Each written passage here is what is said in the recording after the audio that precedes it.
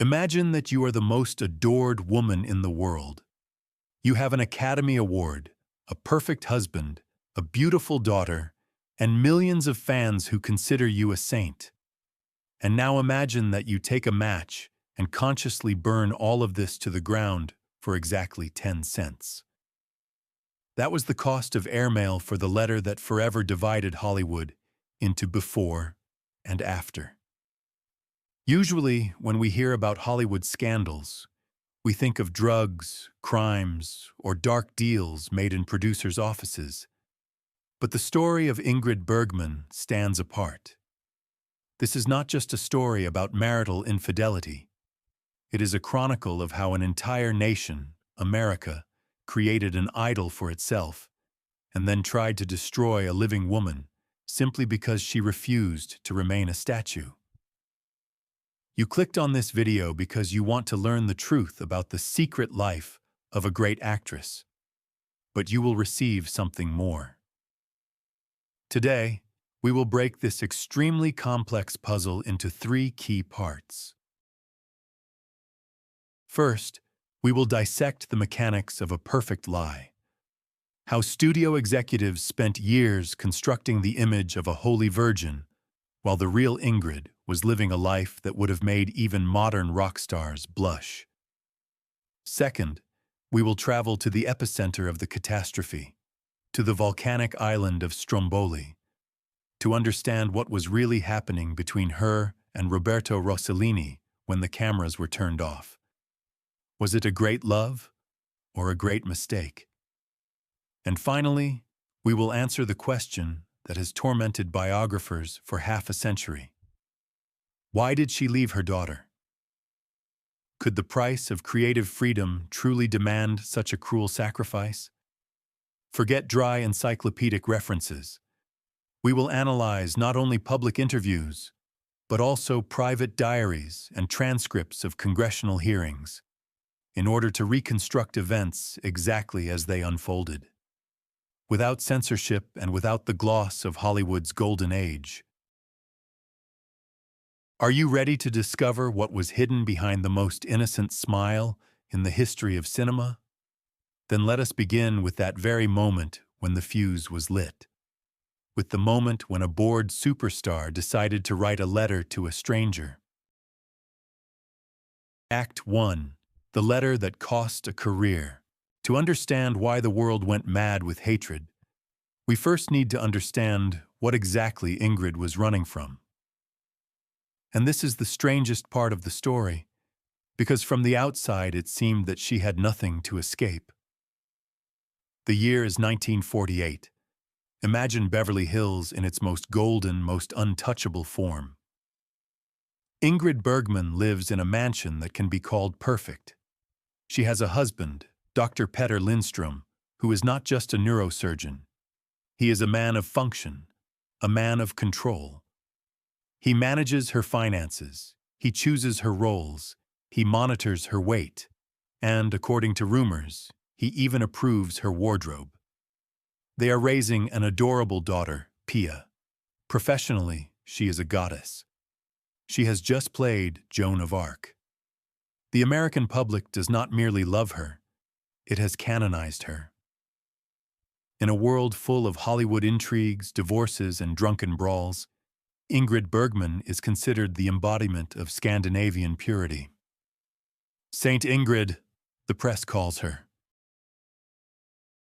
A woman who prefers milk to champagne and walks in the forest to nightclubs. But the reality was suffocating. In her diaries from that period, Ingrid does not write about gratitude. She writes about prison. She is bored, not a light boredom born of idleness, but an existential, soul-corroding despair. Hollywood had turned into an assembly line for her. Screenplays felt like cardboard. Dialogues felt artificial. She felt that her talent, that wild, untamed energy she had brought with her from Sweden, was slowly dying under layers of makeup and the glare of studio lights.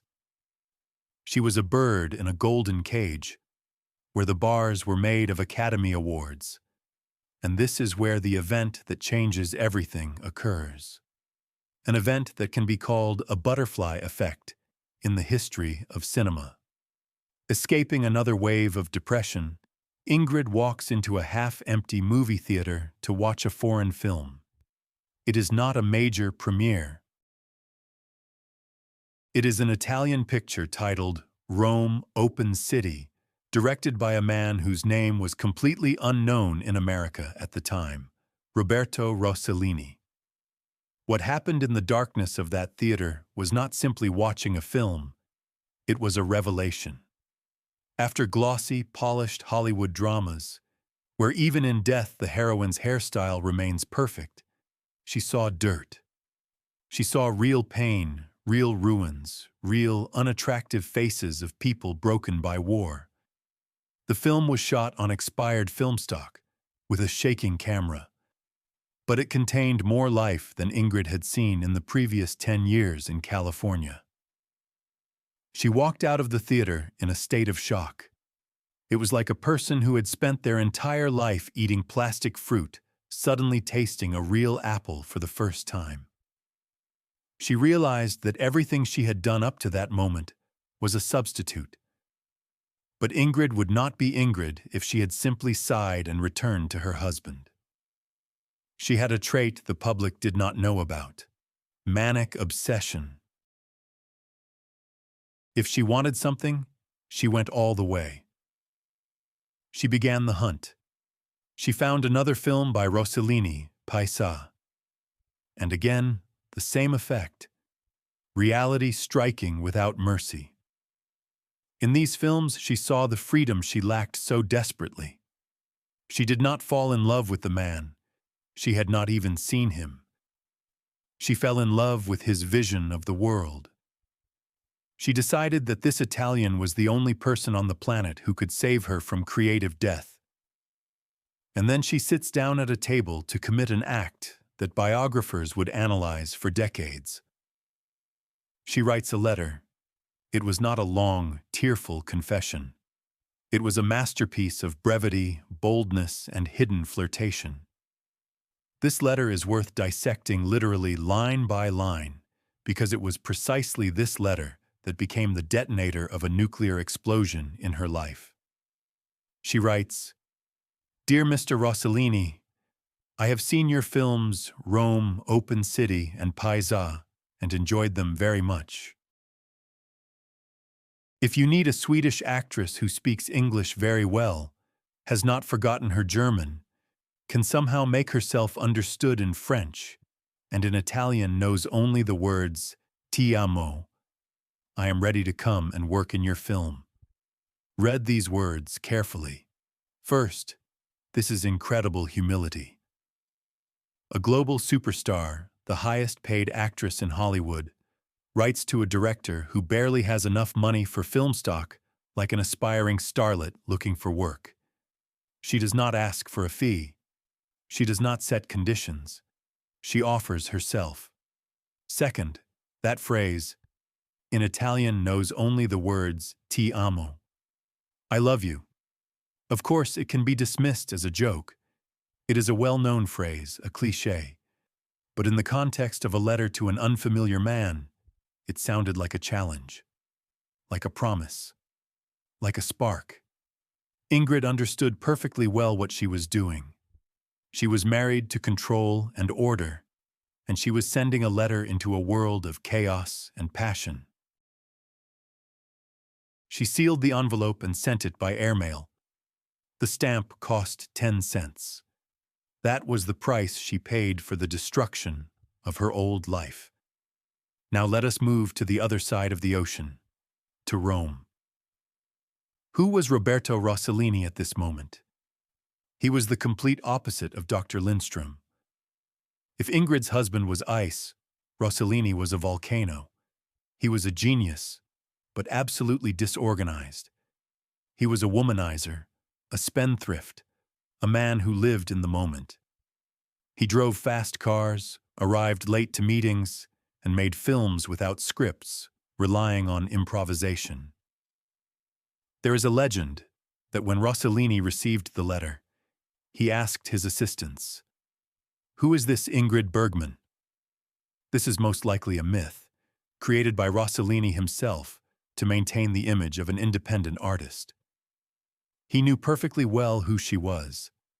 Everyone in the film industry knew who she was, and he understood that a golden fish was swimming straight into his hands.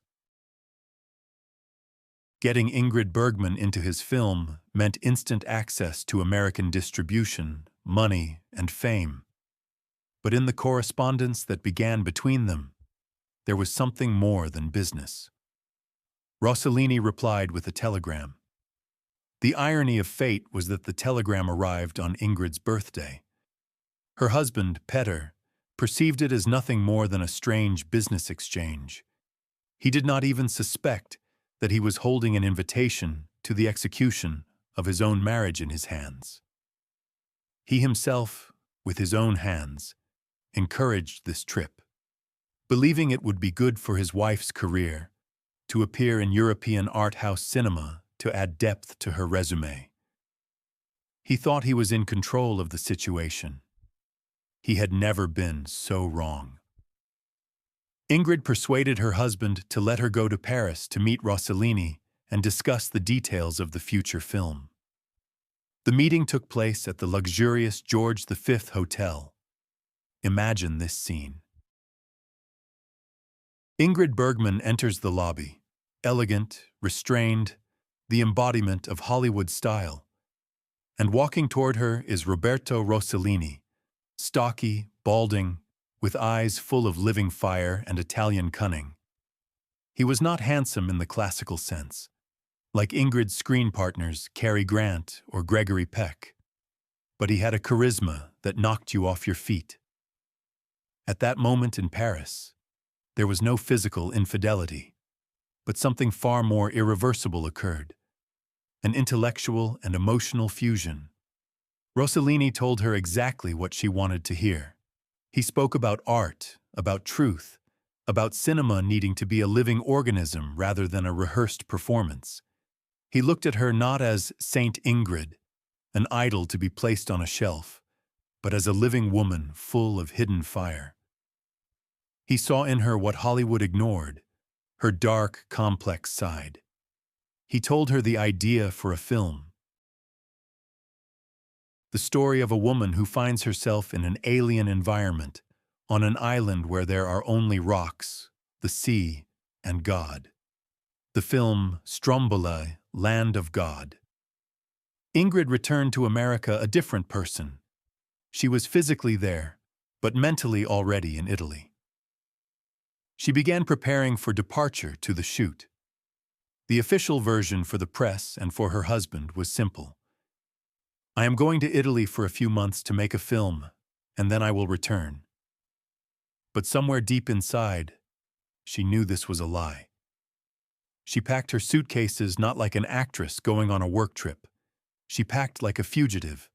She was leaving behind her home, her Academy Award, her orderly life, and the most terrifying thing of all, she was leaving behind her daughter, Pia. She convinced herself it would be temporary, that her mother would simply work and return. But the farewell was heavy, as if she sensed disaster. When she walked up the steps of the airplane bound for Rome, she was wearing a modest coat and minimal makeup. She looked like an ordinary traveler. None of the passengers knew that this woman was flying toward the loudest scandal of the decade. She was not flying merely to make a film. She was flying toward a man who promised her reality. She did not yet know that this reality would be far more cruel, painful, and destructive than she could imagine in her worst nightmares. She thought she had found a way out of the cage. In truth, she was entering a cage with a lion. The plane took off, leaving America below. And at that moment, Saint Ingrid died. Ingrid was born, and the world did not like that at all. Act 2, Public Enemy Number 1. Italy did not greet her with flowers, but with chaos. And yet it was the chaos she craved. In the first weeks of her romance with Rossellini, the world still did not know the truth. It was the calm before the storm, a short moment when they could simply drive between Roman trattorias, laugh, and discuss the screenplay. But Ingrid made a fatal mistake. She forgot that Ingrid Bergman was not her name. It was a brand that belonged to the American public. And the public has a frightening trait. It believes it owns the souls of its idols. The explosion came when the rumors stopped being just rumors. Ingrid became pregnant. For the year 1949, this was not merely tabloid news. It was a moral nuclear bomb. Ingrid was still married to Dr. Lindstrom. Rossellini was formally married as well, even though he lived separately from his wife. The greatest star in Hollywood, the woman who had just played Joan of Arc, a symbol of purity and sainthood, was carrying the child of an Italian lover. If you think modern cancel culture is cruel, then you know nothing about the moral hysteria of the 1950s. Today, a star can be cancelled on social media. Ingrid Bergman was cancelled in church, from the front pages of editorials, and, most unbelievable of all, from the rostrum of the highest legislative body of the United States of America. America did not feel merely disappointed. It felt deceived, betrayed, and humiliated. It was a personal insult. Millions of housewives who had held Ingrid up as an example to their daughters felt as if this Swedish woman had spat in their faces. For years they had bought tickets, believing the myth of a modest, virtuous wife. And suddenly it turned out that beneath the nun's habit was a woman with earthly desires. The contrast between expectation, the Holy Virgin, and reality, a pregnant mistress, was so unbearable that society decided the idol had to be destroyed. The culmination of this madness was a day that entered the history of American political shame forever. The 14th of March, 1950. Washington. The Senate of the United States of America. The Cold War is raging. The Soviet Union has tested an atomic bomb. China is becoming communist. It would seem that American senators have more important matters to address. But no. A senator from the state of Colorado, Edwin C. Johnson, takes the floor to discuss the greatest threat to national security: Ingrid Bergman's personal life. Johnson was not merely a populist. He was a moral crusader. He walked to the podium and delivered a speech that is impossible to imagine in a civilized society today. He did not simply criticize her behavior. He demonized her very being. "Mr. President," his voice thundered under the dome of the Capitol, "now that Ingrid Bergman has returned to Italy and become the wife of the man who was her accomplice in this shameful affair, I hope she never again sets foot on American soil." But that was only the beginning. Johnson worked himself into greater and greater fury. He called her one of the greatest actresses of her generation, a powerful influence for evil. Think about that wording. Not a sinner, not a woman who stumbled, but an almost mystical force of evil, capable of corrupting an entire nation. He called her an apostle of degeneration and a glorified harlot. He proposed amendments to legislation in order to introduce official federal control over the morality of movie stars. He demanded that the Department of Commerce introduce licensing for actors and producers so that mad dogs, as he put it, could not corrupt the youth. It was an unprecedented case. The government of the United States of America officially declared war on one pregnant woman. The effect of that speech was immediate and crushing. It was a command of "sick them" to the entire industry. Studios that only yesterday had fought for the right to sign. Her now pretended they did not know her name. Films featuring her, the good old classics, began to disappear from circulation. Theater owners in the southern states publicly declared that they would not put that filthy foreign woman on their screens. The Ed Sullivan Show, the country's main entertainment program, canceled Ingrid's planned appearance, or more precisely, a planned segment about her, because viewers flooded the studio with furious letters. But the most frightening thing was not the politicians and not the producers. The most frightening thing was the reaction of ordinary people. The very same people who only yesterday had begged for an autograph. Ingrid's mail turned into a stream of concentrated hatred. People did not merely send insults. They wished death upon her. They wrote that they hoped her child would be born disfigured, so she would be punished for her sins. People quoted the Bible while cursing her and her unborn son. "You are a stain on the face of womanhood," wrote one woman from Ohio. "Burn in hell together with your Italian bastard," wrote someone from Texas. Ingrid read these letters in Rome, and her world collapsed. She was a Swedish woman raised in a culture where private life is sacred, a closed space. She sincerely could not understand. Why? Why did they hate her so much? She had not killed anyone. She had not stolen state secrets.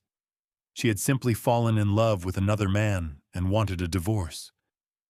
In Sweden, it would have been a reason for gossip over coffee, but not a reason for a national exorcism. She did not understand that for America she had never been a person. She was a product. She was an investment. When she destroyed her image, she devalued the shares owned by millions of fans. At that moment, Ingrid found herself in complete isolation. On one side was an ocean of hatred from America. On the other was proper Sweden, which also turned away from its wayward daughter, considering her behavior a disgrace to the nation. The only thing she had left was Roberto Rossellini, the very man for whom she had started all of this. And here begins the bitterest irony of this story. If their love had been a perfect fairy tale, if Rossellini had turned out to be a knight who protected her from the entire world, then the price could have been worth paying. We love stories where it is them against the world. But reality, as we agreed, always strikes harder than expectations. Trapped in Italy, cut off from her money, which remained under her husband's control in the United States of America, cut off from her friends and from her work, Ingrid discovered that her savior himself needed saving. Rossellini was not a stone wall. He was chaotic, jealous, and possessive. When the scandal reached its peak, Rossellini, instead of calming her down, began to panic about money. Their joint film, Stromboli, failed at the American box office. It was boycotted, and where it did play, the studio RKO brutally re-edited the picture, trying to remove controversial moments and turn art house cinema into a melodrama. Critics destroyed the film. Audiences spat in disgust. The most expensive actress in the world turned into box office poison. But Ingrid could not turn back. Any path of retreat had been cut off by Senator Johnson and by millions of outraged fans. She had no home to return to. She had no career to hide inside. It was precisely at this moment, at the peak of humiliation, when a pregnant Ingrid sat in an apartment in Rome reading curses addressed to her, that something important happened. She stopped making excuses. Her entire previous life had been an attempt to be a good girl, for the uncle who raised her, for her first husband, for the studio, for the audience.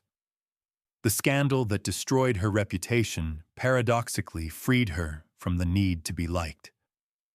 When you are called a harlot of Babylon in the Senate, You no longer need to worry about whether a fold in your dress lies correctly. She lost the status of saint, but she gained the status of an outcast. And as history will show, it was precisely in that dark, cold pit of despair that she began to forge a new self. Not the smiling doll America loved, but the great dramatic actress who, years later, would make the world fall silent. But that was still far away.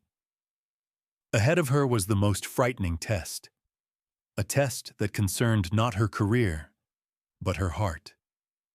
The test of the island of Stromboli, where paradise turned into hell, and where love became a struggle for survival.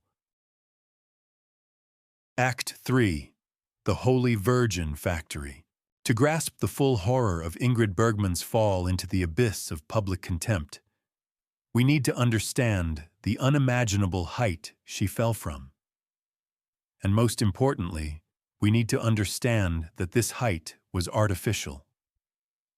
The catastrophe of 1950 was not programmed at the moment she met Rossellini, but 10 years earlier, in the office of the legendary producer David O. Selznick.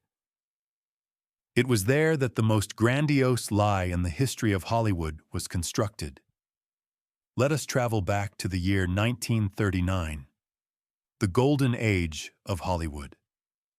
This is an era of total glamour and total falseness. The Dream Factory works like a flawless assembly line for manufacturing gods and goddesses. The rules of the game are brutal. If you want to be a star, you must become an otherworldly creature.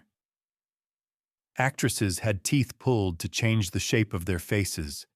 Their hairlines were raised with electrolysis. They were given new names, new biographies, new personalities. Marlene Dietrich, Greta Garbo, Joan Crawford. These were magnificent masks behind which living people were almost impossible to see. It was a world of feathers, diamonds, false eyelashes, and inches of makeup. And into this world, soaked in perfume and artificial light, walks Ingrid Bergman. When she first stepped off the gangway in Los Angeles, the producers waiting for her experienced real shock. She looked catastrophically normal. She was too tall. Her eyebrows were too thick, too peasant. Her face was too round. And horror of horrors, she refused to fix her teeth. And the most frightening thing of all was her name. Ingrid Bergman. To the American ear, it sounded too German, too harsh, too complicated. The system's first reaction was, remake her. Selznick, the man who had given the world Gone with the Wind, was preparing to launch the standard protocol. Pluck the eyebrows, put her on a diet, change her name to something like Ingrid Berry, teach her how to walk, dress her in silk. But Ingrid, this 24-year-old Swedish woman, did what nobody expected. She said, no. She declared, I will not change my name. I will not change my eyebrows. I am an actress, not a model. Take me as I am, or I am going back home to Sweden. Her career could have ended right there, but Selznick was a marketing genius. He looked at her and saw what business people call a blue ocean. In a world oversaturated with artificial dolls, a real, living woman with color in her cheeks was exotic. And Selznick made a decision that would become fatal. Instead of hiding her flaws, he chose to turn them into the main fetish. That is how Operation Naturalness began. The producers launched an unprecedented public relations campaign. They sold Ingrid Bergman not as a sex symbol, but as a fresh wind from the north. Newspapers overflowed with delight. Look at her. She does not wear makeup. She eats ice cream. She carries her own suitcases. She loves to walk in the rain. It was a brilliant manipulation. Of course, Ingrid wore makeup on set, but it was invisible makeup, crafted by the best artists to create the effect of a freshly washed face. Lighting was set for hours to emphasize that natural glow in her eyes. The studio carefully constructed the image of a woman who stood above Hollywood's dirty hustle. The apotheosis of this myth-making was the choice of roles. Look at her filmography of the 1940s. This is not a random set of films. These are bricks in the wall of her pedestal. In Casablanca, she is Ilse Lund, a woman who sacrifices the love of her life for a higher purpose, the fight against Nazism. In For Whom the Bell Tolls, she is Maria, an innocent victim of war, with cropped hair, almost asexual in her purity.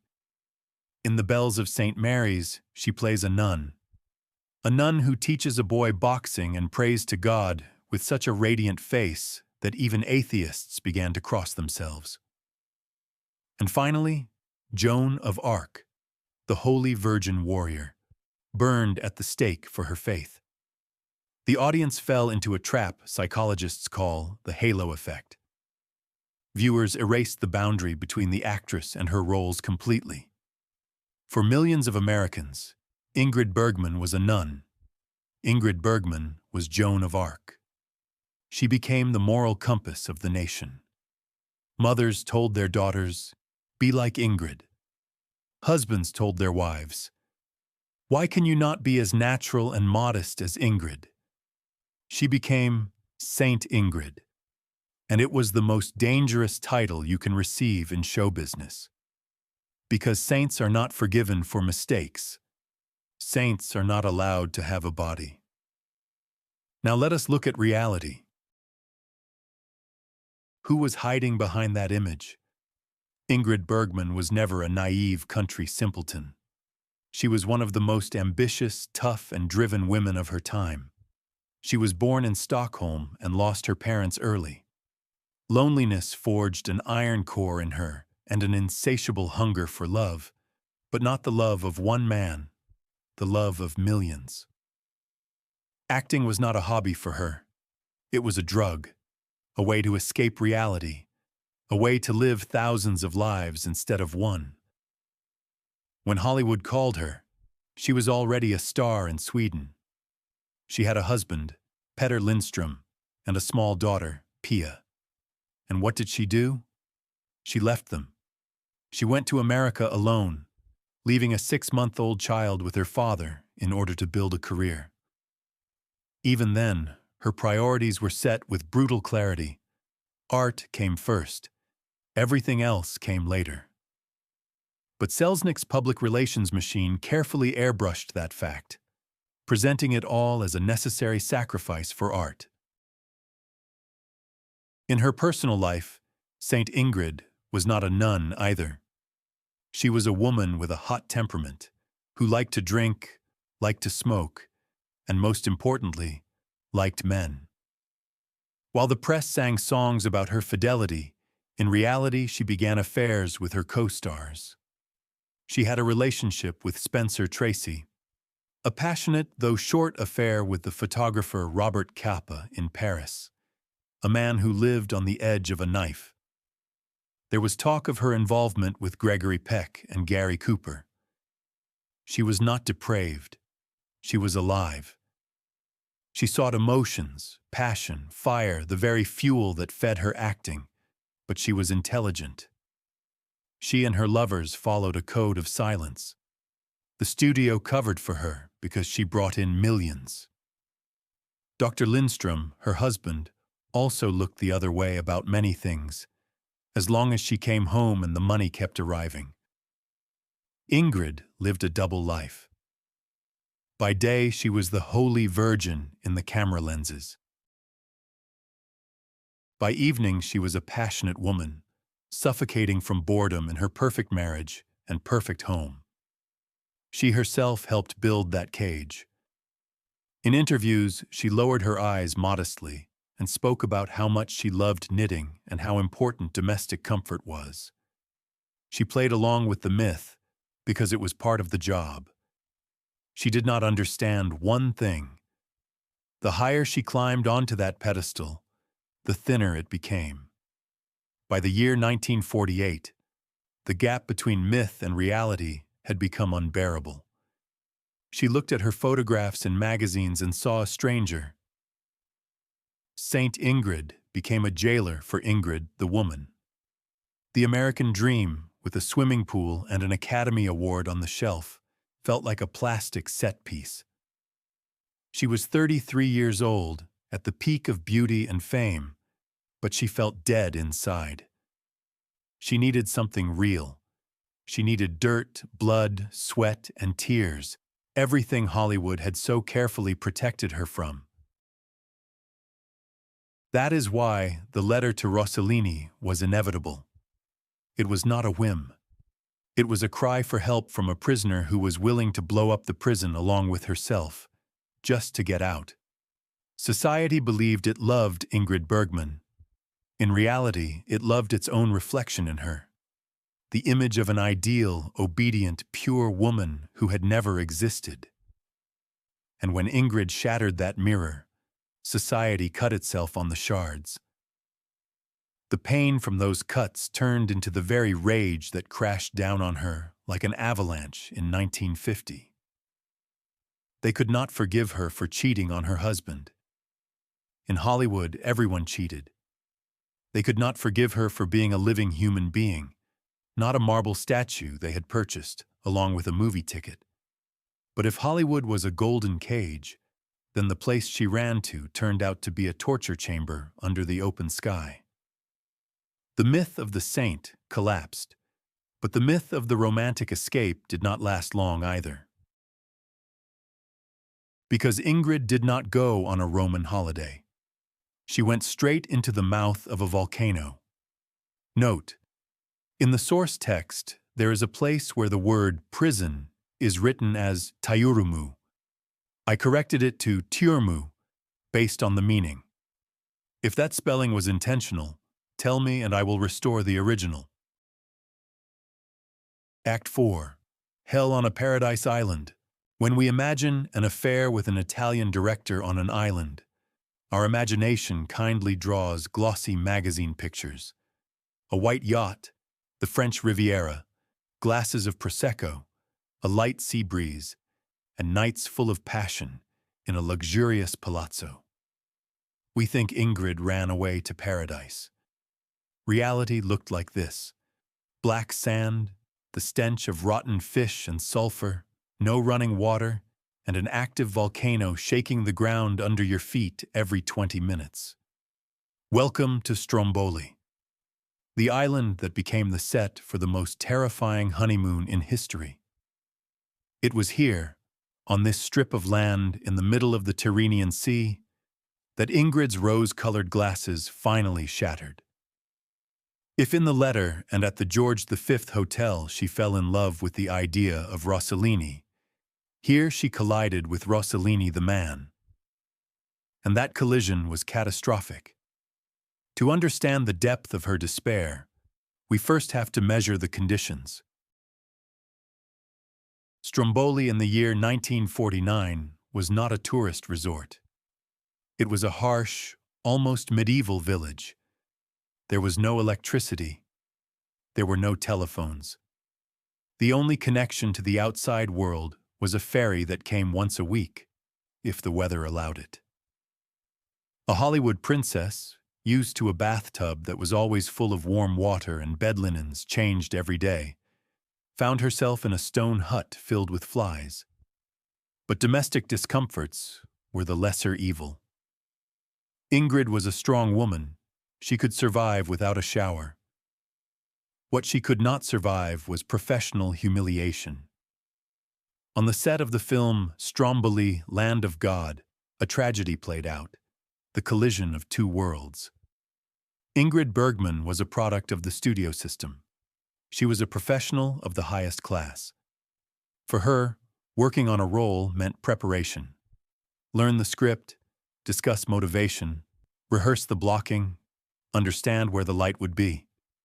She was used to discipline. In Hollywood, time is money. Every minute is scheduled. Roberto Rossellini worked differently. For him, the script was not a document, but, at best, an optional draft that he often lost. Imagine this horror. Ingrid arrives on set at 6 in the morning, ready to work. And the director is not there.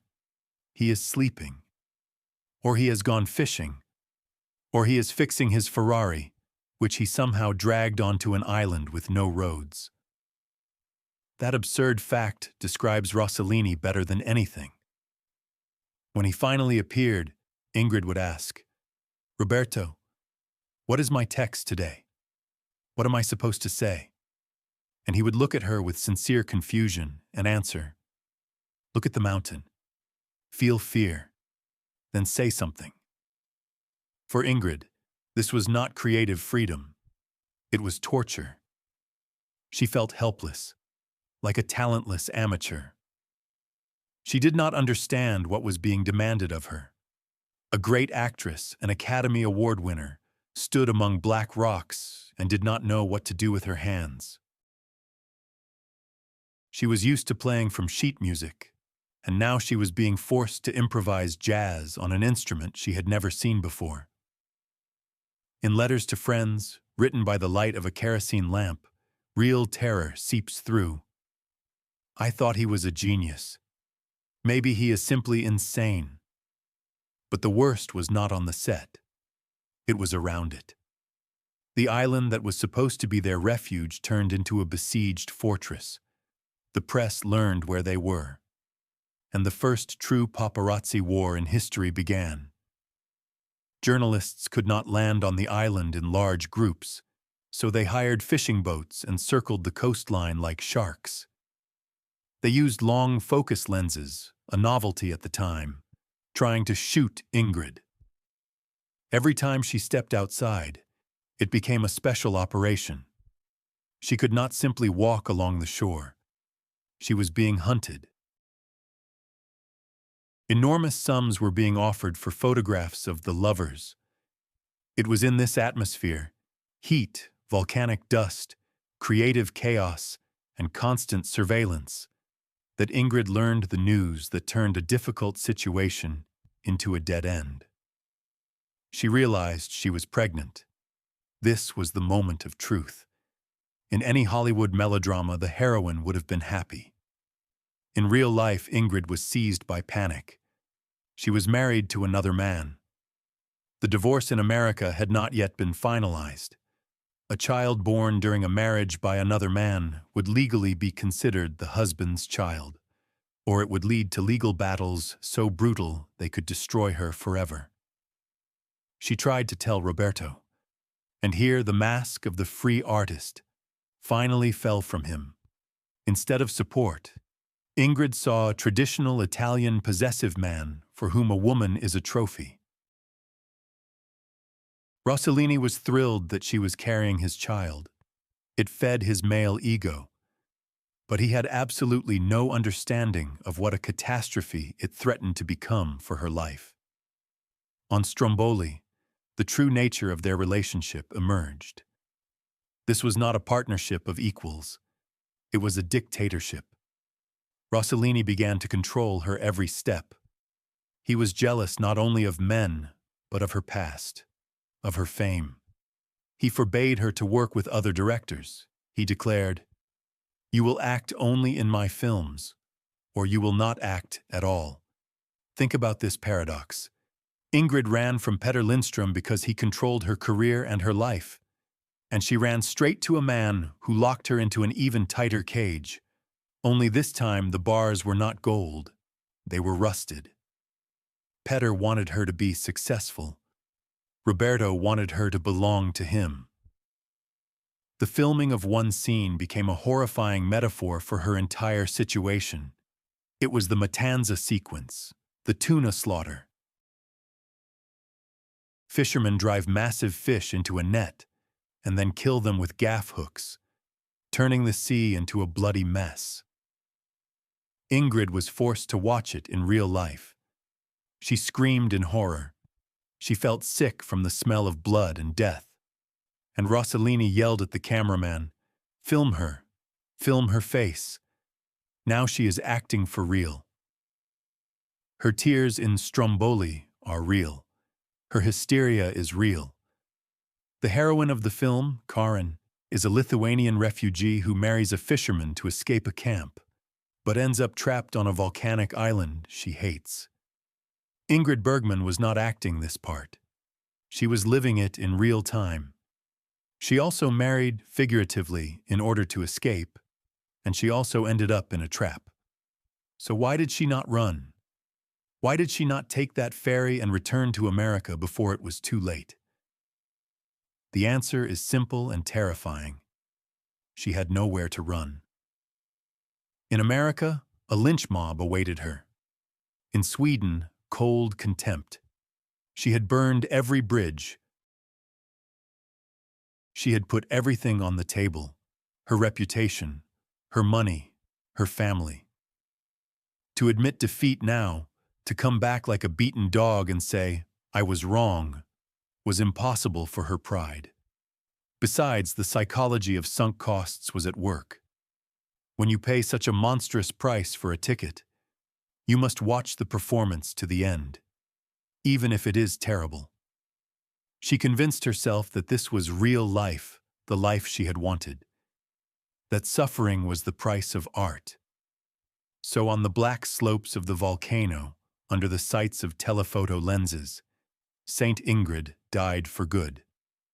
But the woman born in her place became a hostage to her own rebellion. The film was finished. It was released. And as we already know, it failed spectacularly. America boycotted it. Critics called it boring and pretentious. Ingrid found herself at a broken trough, without a career, with a child in her arms, with a tyrant husband, in a foreign country whose language she barely knew. It would seem it could not get worse. But fate had prepared another blow for her. A blow aimed not at her pride, but at the most vulnerable place for any woman. Her motherhood. Because while she was playing at neorealism on the island, in faraway America, a little girl named Pia was asking her father, "Why is Mom not coming back?" And the answer to that question became the cruelest episode in this drama. Act 5. The Wound That Never Healed. If the previous acts of this story were about career, reputation, and money, then now we are stepping into territory where the stakes are immeasurably higher. We are approaching the darkest, most bleeding wound in Ingrid Bergman's biography. The moment that even her most devoted fans try to flip past as quickly as possible. We are talking about motherhood. Here is the paradox the mind refuses to accept. A woman who became, for the entire world, a symbol of warmth, care, and maternal love. Remember her nun in The Bells of St. Mary's, or the selfless Ilse, in real life committed an act society treats as a crime against nature. She left her child. To understand this horror, we have to rewind the film back to that sunny morning in 1949, when Ingrid walked out of her house in Beverly Hills on her way to the airport. Her daughter, Pia Lindström, was 10 years old, an age when a child understands everything, but still believes in everything. Ingrid kissed her daughter and said the sentence that would become a curse for both of them. "Mom is going on a work trip to Italy. I will be back soon, and we will buy you that dog you wanted." Soon stretched into 8 years. Think about that number. 8 years. That is not simply a long separation. That is an entire life. A 10-year-old girl became an 18-year-old young woman without seeing her mother. She went through puberty, first love, school graduations, and all that time the place of her mother was empty. Or rather, it was filled with newspaper headlines screaming that her mother was a harlot. Why did this happen?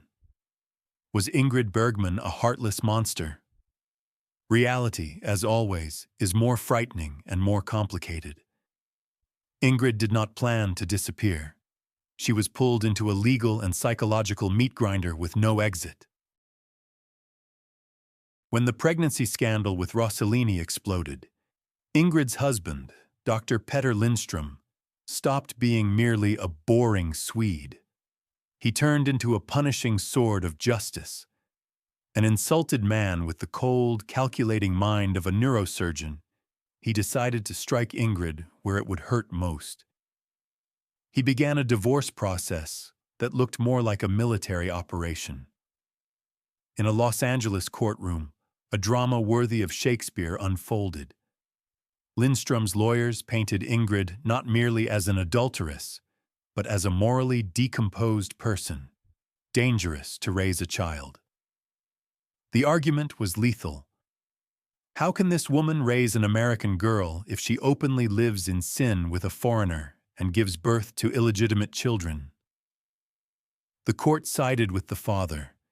Ingrid lost the custody battle before it even began. But the worst was not the court's decision. The worst was the manipulation of a child's mind. Ingrid wrote letters, dozens, hundreds of letters. She sent gifts. She called. But on the other end of the line, there was silence. Later, it would become clear that Pia for a long time did not receive those letters, or received them with comments from her father, who, consciously or not, shaped in his daughter the image of a mother who betrayed her. She was told, "Mom chose a new family. Mom chose that man, not you." Now imagine Ingrid's state in Rome. She holds her newborn son Robertino in her arms, and later the twins Isabella and Isotta will be born. She has a new family, 3 beautiful Italian children who adore their mother. But every time she looks at them, she sees the ghost of the girl she left in America. It was a schizophrenic situation, to be an ideal mother to some children, and a dead mother to another. The press savored that contrast. Reporters found Pia in America and asked questions that make your blood run cold. Do you miss your mother? Have you seen her new baby? Do you not feel she replaced you? The teenage girl was forced to defend herself by building a wall of indifference. At one point she told the press, "I do not love my mother. I do not like her." When Ingrid read those words in the newspaper, it broke her more than all the senator's speeches combined. She cried for days. Roberto Rossellini, seeing her suffering, exploded with rage. His male ego could not tolerate the fact that his woman was crying over the past. He screamed, "You have a family here. Why do you need America? They hate you." Rossellini, for all his genius, was an egoist. He did not want to share Ingrid with anyone, not even with her daughter from her first marriage. He did not help them reunite. On the contrary, his jealousy and possessive instincts created additional barriers. He feared that if Ingrid went to America to see her daughter, she might not return. Or even worse, that American courts would take away his own children. And Ingrid stayed. This is where we arrive at the most uncomfortable question. Did she have a choice? We are used to heroic stories where a mother walks through minefields for her child. We want to believe that a maternal instinct is stronger than everything. But Ingrid Bergman showed us another truth. Sometimes the instinct for self-preservation and the hunger for creative freedom are stronger. If she had returned to America then, in the early 1950s, to fight for Pia, she would have had to give up Rossellini and their children, who might not have been allowed to leave Italy by a court. Publicly repent and admit she was a sinner. Return to that same golden cage of public opinion. She chose herself. She chose her life, her mistake, her love, and her freedom. Was it a selfish choice? Yes, without question. Was it justified? That is a question with no answer. The price of that choice became obvious in 1957 when the meeting finally happened. Pia, already an 18-year-old young woman, flew to Europe. Journalists expected a melodrama scene. Tears, embraces, instant forgiveness. Cameras were ready to capture the happy ending. But reality hit again. The meeting at the airport was a catastrophe. They stood facing each other like two polite strangers. Ingrid tried to hug her daughter, but she ran into a wall of coldness. 8 years is an abyss you cannot leap in a single jump. They had no shared topics. They did not know each other's habits. Ingrid did not know what music her daughter loved, what books she read, what she dreamed about. Pia looked at this beautiful, emotional woman with an Italian accent and did not see a mother. She saw the famous actress Ingrid Bergman, who a long time ago had once lived in their house. In her memoirs, Pia would later write piercing words. "I loved her, but I did not know her. She was for me a charming friend, a distant relative, but not a mother." Ingrid tried to make up for lost time. She showered her daughter with gifts, tried to surround her with care. But time is the only resource you cannot get back. Those years when basic attachment is formed were lost forever. Their relationship remained difficult, full of unspoken resentment and polite distance, until the end of Ingrid's life. This story shatters one of the main Hollywood myths, the myth that love conquers all. No, love does not conquer time and distance. Ingrid Bergman paid for her great Italian love and for her creative rebellion, not with money and not with a career. She paid with a piece of her child's soul. By the middle of the 1950s, Ingrid had reached an emotional bottom. Her marriage to Rossellini was cracking apart. Passion had burned out, leaving behind routine, debts, and jealousy. The films they made together continued to fail. Italy, which had seemed like a paradise of freedom, became a new, even tighter cage. She lost America. She lost her daughter. And now she understood that she was losing the man for whom she had destroyed everything. It would seem this is the end. The story should end here. A forgotten star grows old on a Roman villa, mourning her mistakes. The world rubs its hands with glee. We told you so. She got what was coming. But they forgot one detail. Ingrid Bergman was a phoenix.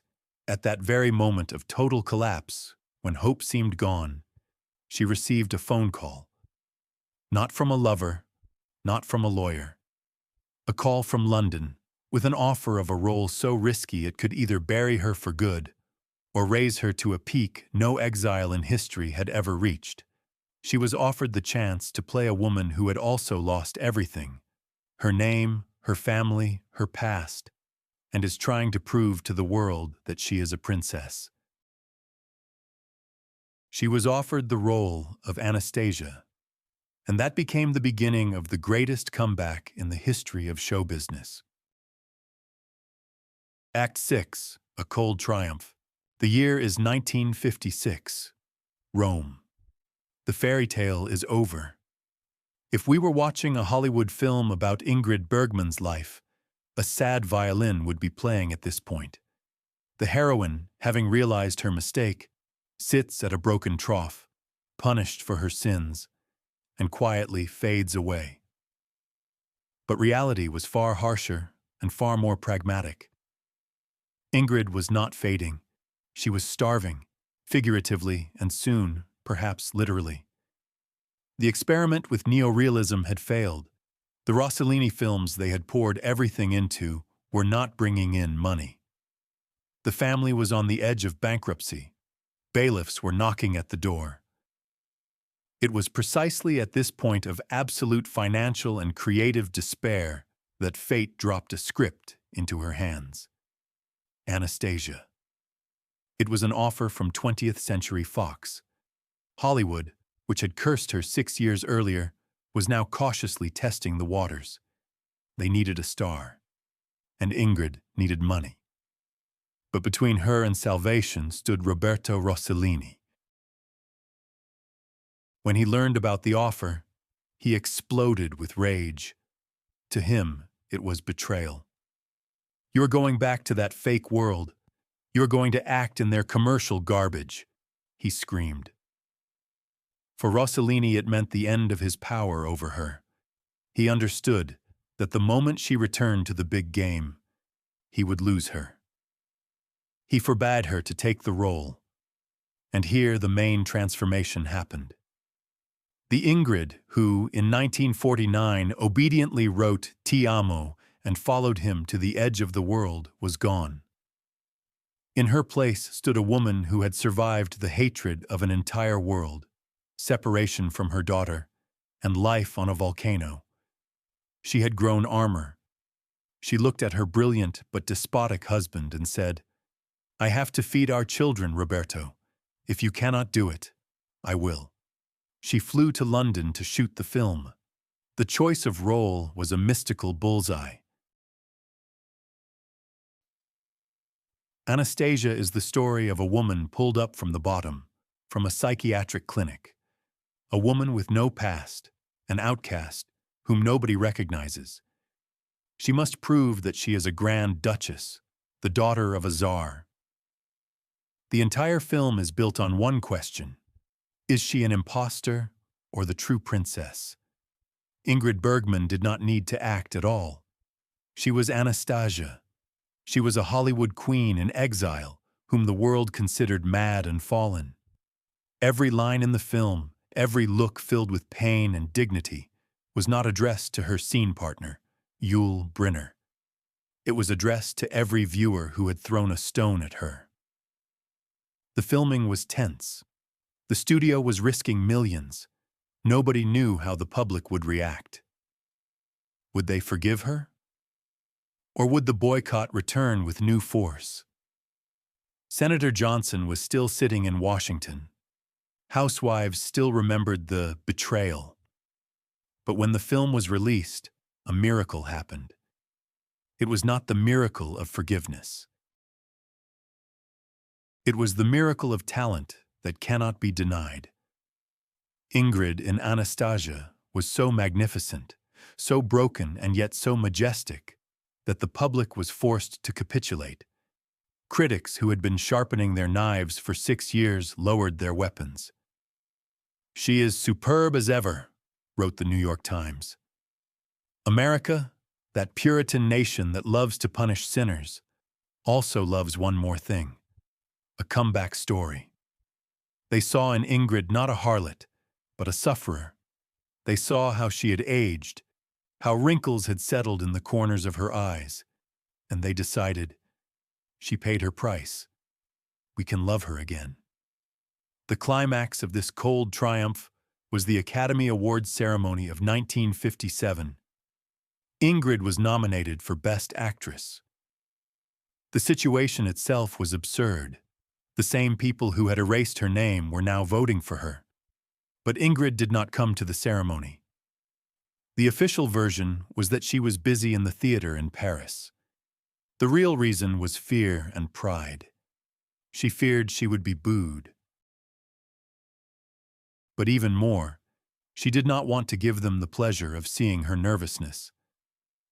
That evening, in the Pantages Theater in Los Angeles, the tension was so thick you could cut it with a knife. All of Hollywood was waiting for the verdict, forgiveness or not. The envelope was opened. The presenter said the name, Ingrid Bergman.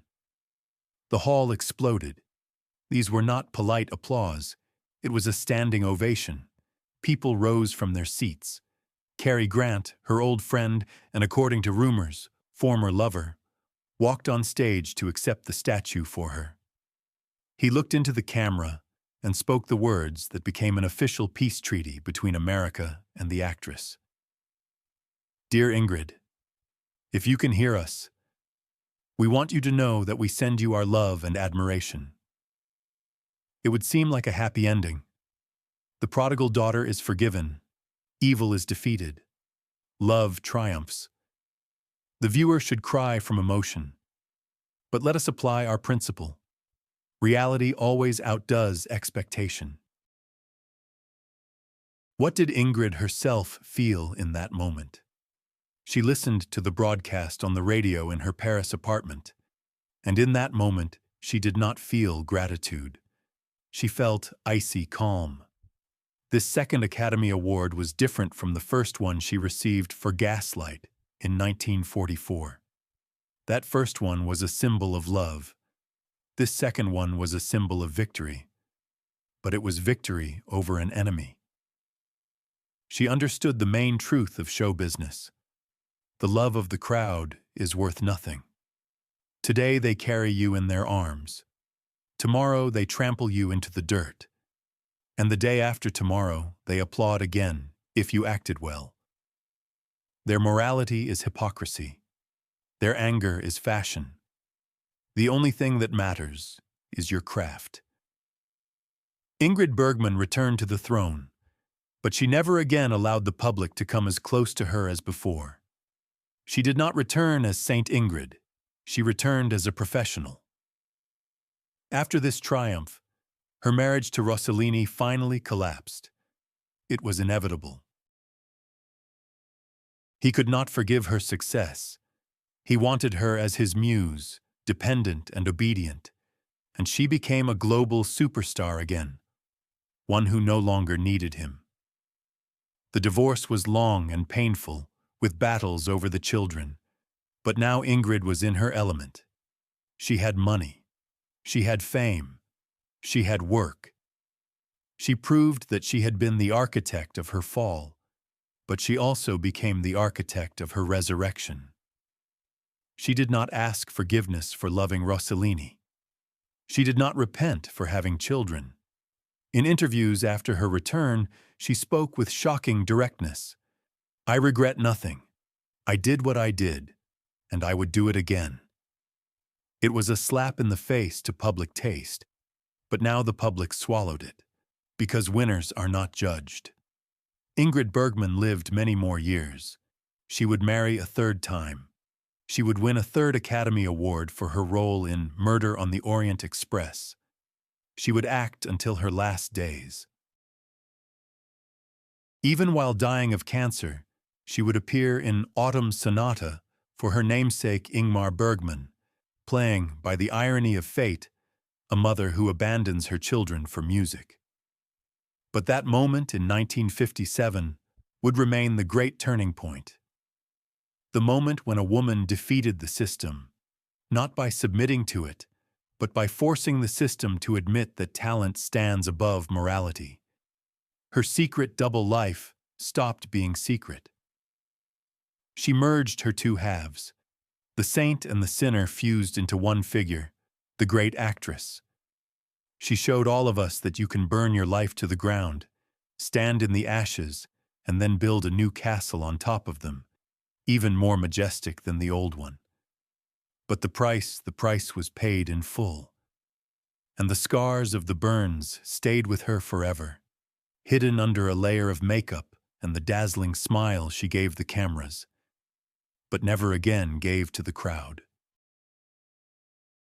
When, in 1982, on her 67th birthday, Ingrid Bergman passed away with a glass of champagne in her hand, the world said goodbye to her, no longer as a scandal maker, and no longer as a saint. They said goodbye to her as a queen. Her story is a cruel but necessary lesson about the price of authenticity. In a world where everyone wanted her to remain a convenient statue, she dared to become an inconvenient living human being. We began with the question, how could a saint fall so low? Now we know the answer. She did not fall. She jumped. She proved that you can burn your pedestal to the ground and build a new life on the ashes. She defeated the system because she had the courage to be hated. But the history of Hollywood knows the opposite example as well. The example of a man who was the first idol of the planet, but for whom the golden mask of the great lover became not a shield, but a burial shroud. You have heard of Rudolph Valentino. Legend says that women took their own lives when they learned of his death. You think you know the story of the greatest sex symbol of silent cinema? You are mistaken. The reality is this: Valentino did not die of peritonitis. He was killed by a single newspaper article. An article titled "The Pink Powder Puff," which made the most desired man in the world doubt whether he was a man at all. If Ingrid Bergman survived her war with the press, that same war drove Valentino to the grave in a matter of days. What exactly was written in that fatal text, and what terrifying secret about his orientation and private life did the Latin lover hide until his final breath? This is a story about how a word can literally kill. Click on that video right now to learn the truth that was hidden behind the hysterics of adoring fans. See you there.